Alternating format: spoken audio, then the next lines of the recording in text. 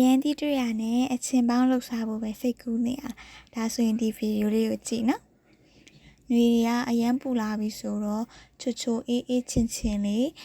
တောက်လို့ရမယ်ပုံစံမျိုးလေးလုပ်ပြပါမယ်။အရင်ဆုံးမယန်းတိလေးတွေကိုခြေလို့ရအောင်လို့လွယ်ကူတောင်းလှီးလိုက်ပြီးတော့ဒီလိုမျိုးလေးလုပ်လိုက်ပါတယ်။ပြီးလို့ရှိရင်တကြားထည့်ပါတယ်။တကြားကကိုကပို့ပြီးတော့ချိုချင်လားပေါ့လေးကြိုက်လားဒါနောက်ရေထည့်ပြီးလို့ရှိရင်ပြန်ချိန်လို့ရပါတယ်။စားနဲ့ငယ်ထည့်ပါတယ်။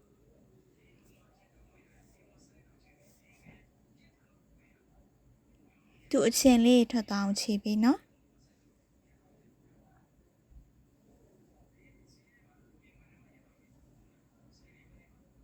ပြီးရင်တော့ရေလေးထည့်ပါတယ်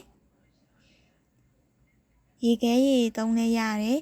ရိုးရေသုံးပြီးတော့မှရေခဲတရထဲမှာထည့်ထားပြီးတော့မှအေးလေးဖြစ်သွားမှတောက်ချင်လဲရပါတယ်နွေရာသီမှာအိမ်မှာအလွယ်တကူဖြောတောက်လို့ရပြီးအရသာလည်းရှိတယ်မယန်းဒီဖြော်ရည်လေးကိုဖြောပြပေးလိုက်ပါတယ်ရှင်